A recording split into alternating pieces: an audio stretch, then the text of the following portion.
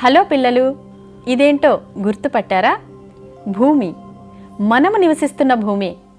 ఈ భూమి ఆవిర్భావం ఎన్నో వందల కోట్ల సంవత్సరాల క్రితం జరిగితే, ఈ భూమి మీద జీవి ఆవిర్భావం మాత్రం కొన్ని వందల కోట్ల సంవత్సరాల క్రితం జరిగిందని తెలుస్తోంది.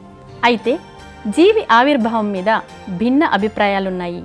కొంతమంది శాస్త్రవేత్తలు నీటిలో జరిగిన రసాయనిక చర్యల వలన ఆర్ఎన్ఏ, డిఎన్ఏ వంటి సంక్లిష్ట అణువులు ఏర్పడ్డాయని, అవి జీవిగా మారాయని అభిప్రాయపడితే, మరికొంతమంది శాస్త్రవేత్తలు ప్రాణం విశ్వంలో ఉందని, అది భూమి మీదకి వచ్చిందని అభిప్రాయపడ్డారు.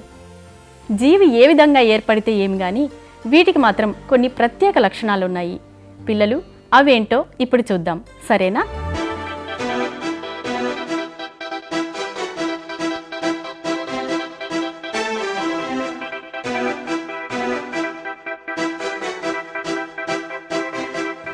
హాయ్, నా గులాబీ మొక్క చిగుర్చింది, పువ్వులు కూడా వస్తున్నాయి.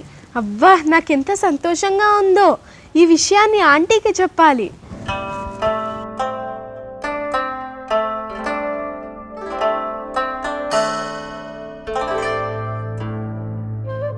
Aunty, aunty.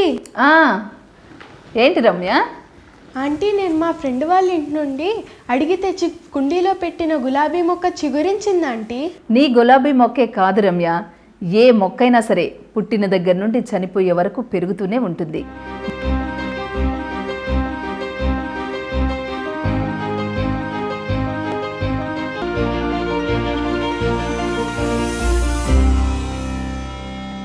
మొక్కలకు కొత్త కొత్త కొమ్మలు, ఆకులు, పువ్వులు, పండ్లు వస్తూనే ఉంటాయి.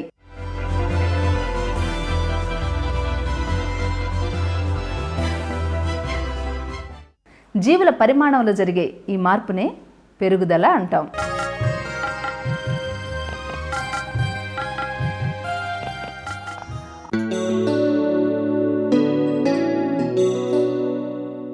మరి జంతువులు మొక్కల్లా ఎప్పుడు పెరుగుతూ ఉండవా ఆంటీ?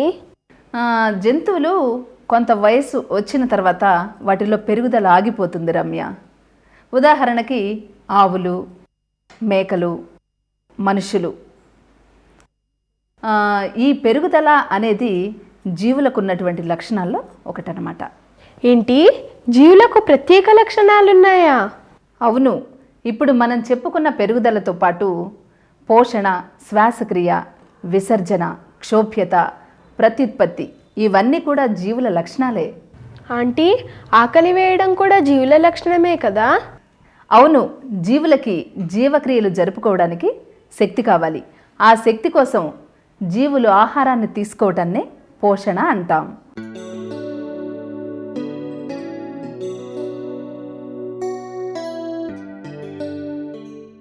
ఆకుపచ్చని మొక్కలు ఆహారాన్ని స్వయంగా తయారు చేసుకుంటాయి.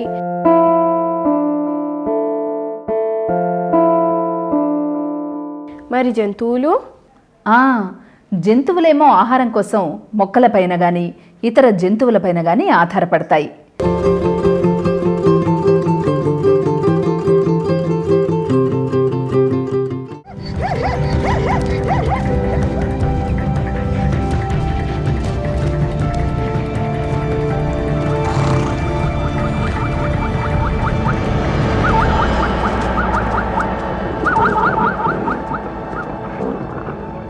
సరే గాని రమ్య, జీవుల్లో అంటే మొక్కల్లో కానీ జంతువుల్లో కానీ తీసుకున్న ఆహారాన్ని ఆక్సీకరణం చెందించి అంటే మండించి శక్తిగా మార్చే జీవక్రియ ఏంటో తెలుసా?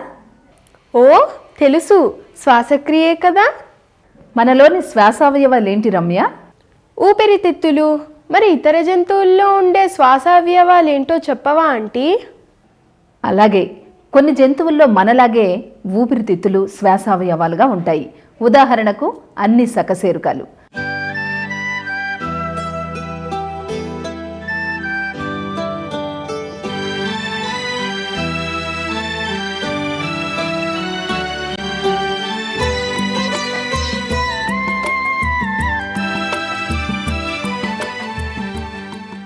మరికొన్నింటిలో మొప్పలు శ్వాసావయవాలుగా ఉంటాయి. ఉదాహరణకి చేపలు, రొయ్యలు.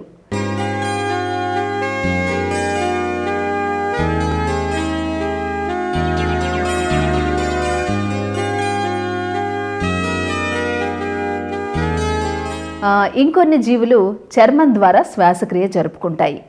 ఉదాహరణకు వానపాము, జలగ.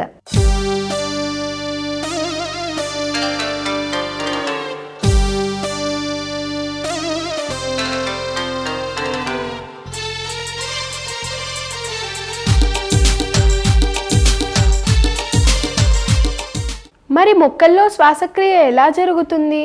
మొక్కలకున్న ఆకుల్లోని పత్ర రంధ్రాల ద్వారా మొక్కలు శ్వాసక్రియ జరుపుకుంటాయి.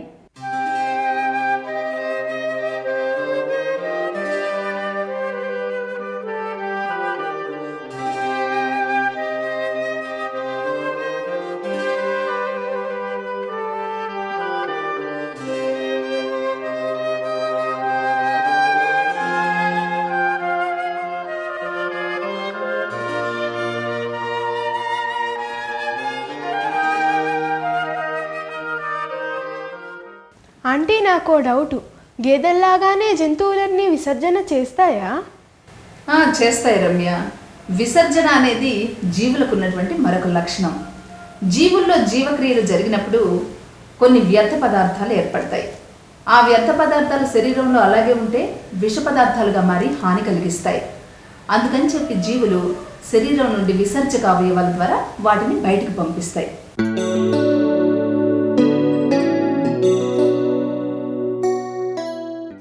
జంతువుల్లో ఉండే విసర్జక అవయవాలు ఏంటంటే? కొన్ని జంతువుల్లో మూత్రపిండాలు విసర్జక అవయవాలుగా పనిచేస్తాయి. ఉదాహరణకు అన్ని సకశేరుకాలు. మరికొన్నింటిలో చర్మం విసర్జక అవయవంగా పనిచేస్తుంది. ఉదాహరణకు ప్రోటోజోవా సిలెంటరేటా.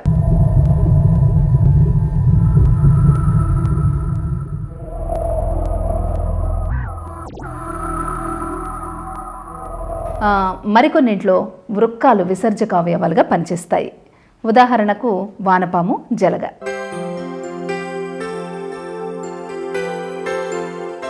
మొక్కల్లో ఉండే విసర్జక అవయవాలు ఏంటంటే? మొక్కల్లో ప్రత్యేకంగా విసర్జక అవయవాలంటూ ఏవీ లేవు. వాటిల్లో ఏర్పడే వ్యర్థ పదార్థాలు అంత హాని కలిగించేవి కావు. వాటిని కొన్ని మొక్కలు ఇతర జీవక్రియల్లో వాడుకుంటే, కొన్ని వాటి రక్షణకు వినియోగించుకుంటాయి.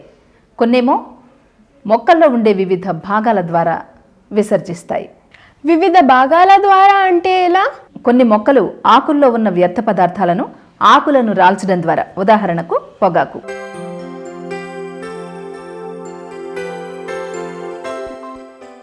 మరికొన్ని కాండంలో ఉన్నటువంటి వ్యర్థ పదార్థాలను బెరడును రాల్చడం ద్వారా, ఉదాహరణకు రావుల్ఫియా.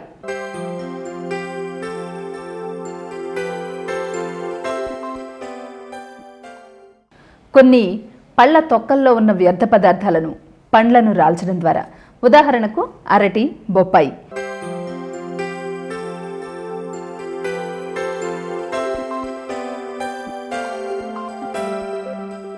ఈ విధంగా ఎలాంటి విసర్జక అవయవాలు లేకుండా మొక్కలు విసర్జన క్రియ జరుపుకుంటాయి.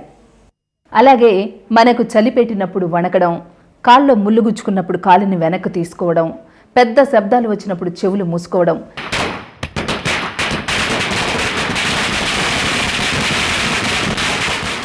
ఇవన్నీ కూడా బాహ్య ప్రేరణకు ప్రతిస్పందనలే. దీన్నే క్షోభ్యత అంటాం.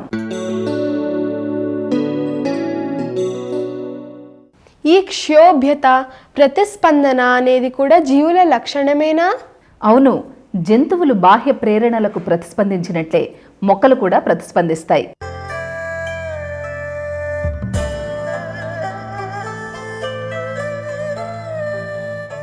అలాగే తామరపూలు పగలు వికసించడం, కలువ పూలు రాత్రి వికసించడం, ప్రొద్దుతిరుగుడు పువ్వు సూర్యుని చుట్టూ తిరగడం, నిద్రగన్నేరు రాత్రిళ్ళు ముడుచుకోవడం, ఇవన్నీ మొక్కలు చూపే ప్రతిస్పందనలే.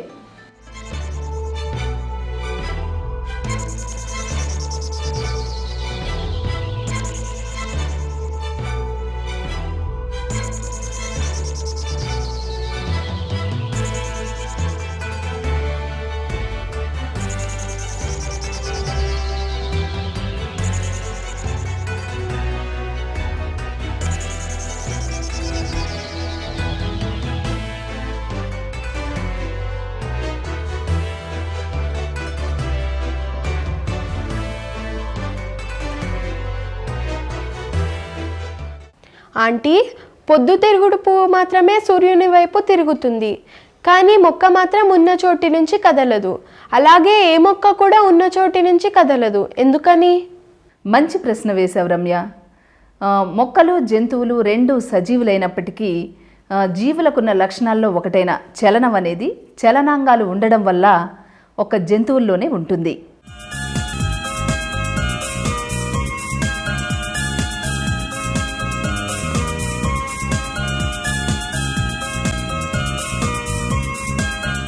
మొక్కల్లో ఎలాంటి చలనాంగాలు లేవు కనుక అవి భూమిలో అలానే స్థిరంగా పాతుకుని ఉంటాయి.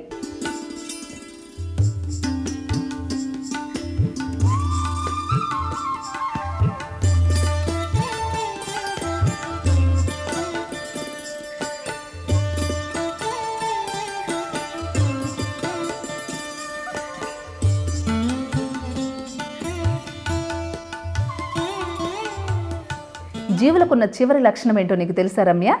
ఓ, ఎందుకు తెలియదు? జీవులు తమలాంటి జీవులను ఉత్పత్తి చేయడమే. అంటే మొక్కలు మొక్కల్ని, పక్షులు పక్షుల్ని, మనుషులు మనుషుల్ని ఉత్పత్తి చేయడం అన్నమాట. దీన్నే ప్రత్యుత్పత్తి అంటారు. ప్రత్యుత్పత్తి ద్వారా తమ సంతతిని వృద్ధి చేసుకోవడం వల్లనే జీవరాశులు అంతరించిపోవడం లేదు. అయితే ఆంటీ, మొక్కలు జంతువులు రెండూ కూడా ఒకే రకంగా ప్రత్యుత్పత్తి జరుపుకుంటాయా? మొక్కల్లో జంతువుల్లో ప్రత్యుత్పత్తి అనేక రకాలుగా ఉన్నప్పటికీ స్థూలంగా రెండు రకాలుగా చెప్పుకోవచ్చు. ఒకటి అలైంగిక ప్రత్యుత్పత్తి, రెండు లైంగిక ప్రత్యుత్పత్తి.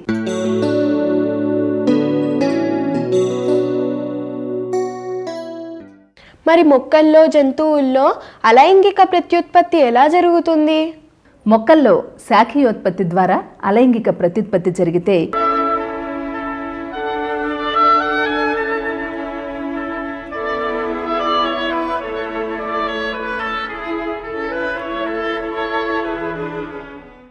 జంతువుల్లో ఒక జంతువు రెండు సమాన భాగాలుగా కానీ, ఒకటి చిన్నదిగా కానీ ఒకటి పెద్దదిగా కానీ, లేక అనేక భాగాలుగా కానీ విభజన చెందడం వల్ల జరుగుతుంది. మొక్కల్లో జంతువుల్లో లైంగిక ప్రత్యుత్పత్తి ఎలా జరుగుతుంది? పుష్పించే మొక్కల్లో స్త్రీ పురుష బీజకణాల కలయిక వల్ల జరుగుతుంది. అదే జంతువుల్లో అయితే ఎక్కువ శాతం శుక్రకణాలు అండాల కలయిక వల్ల జరుగుతుంది.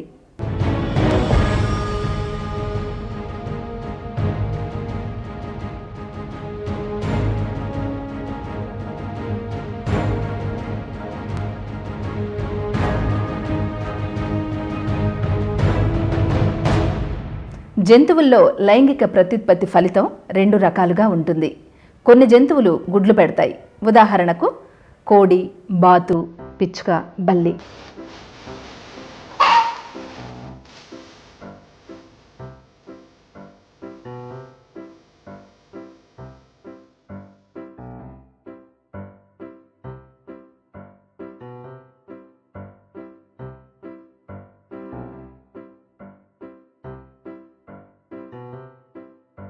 మరికొన్ని తెలుసు, పిల్లల్ని కంటాయి.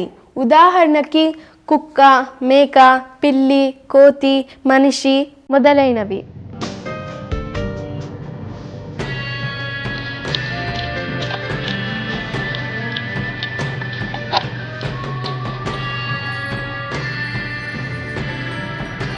వెరీ గుడ్, బాగా చెప్పావు రమ్య. జీవుల లక్షణాల గురించి నీకు బాగా అర్థమైందా? ఓ, బాగా అర్థమైందా ఆంటీ? మరైతే ఇప్పటి వరకు తెలుసుకున్న విషయాల్లోని ముఖ్యాంశాలను ఇంకోసారి చూద్దాం.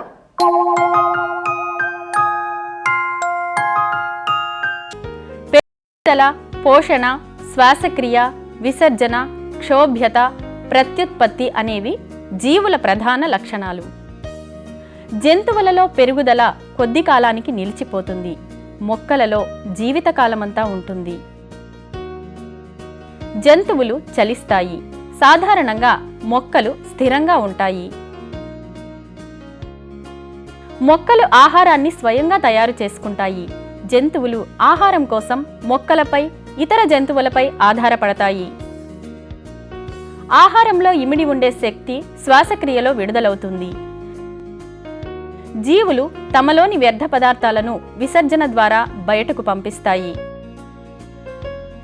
జీవులు బాహ్య ప్రేరణలకు ప్రతిస్పందించడాన్నే క్షోభ్యత అంటాము.